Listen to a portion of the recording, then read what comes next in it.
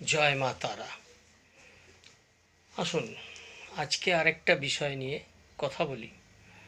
সেটা হচ্ছে সকল মানুষের মধ্যেই একটা ভীতি সঞ্চয় করে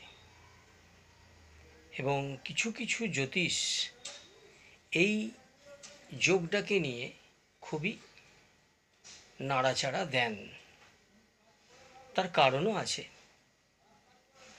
দেখা গেছে কিছু কিছু মানুষের সকল কাজেতেই বাধা পাচ্ছে,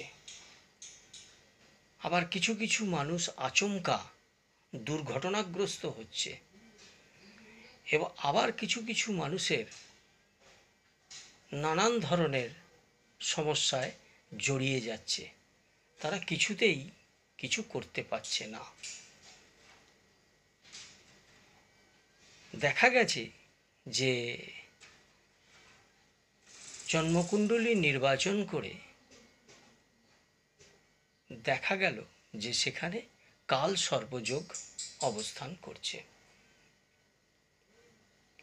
এবার এই কাল সর্পযোগ আছে মানেই যে আমাদের সর্বদাই ক্ষতি হতে পারে বা আমরা বিনাশ হয়ে যেতে পারি, তা কিন্তু নয়।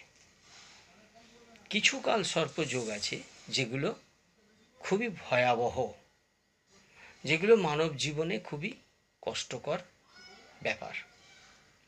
এই কালসর্প যোগ যদি ভিডিও করা যায় বা যদি মানুষকে জানানো যায় তাহলে একটা বিরাট সাবজেক্ট। সংক্ষিপ্ত আকারে বলে দেওয়া যায় যে কালসর্প যোগের কতগুলো ভাগ আছে। যেমন হচ্ছে অনন্ত কালসর্প যোগ,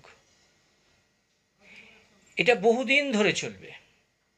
এরপর আছে কুলিক কালসর্প যোগ, এরপরে আছে বাসুকি কালসর্প যোগ, এরপরে শঙ্খপাল কালসর্প যোগ, তারপরে হচ্ছে পদ্মকাল সর্প যোগ, এবার হচ্ছে মহাপদ্ম কালসর্প যোগ, এবার হচ্ছে তক্ষক কালসর্প যোগ, এরপরে আছে কর্কট কালসর্প যোগ, এরপরে হচ্ছে শঙ্খচূড় কালসর্প যোগ, এরপরে হচ্ছে ঘাতক কালসর্প যোগ, তারপরে হচ্ছে বিষধর কালসর্প যোগ, এরপরে হচ্ছে শেষ নাগ কালসর্প যোগ।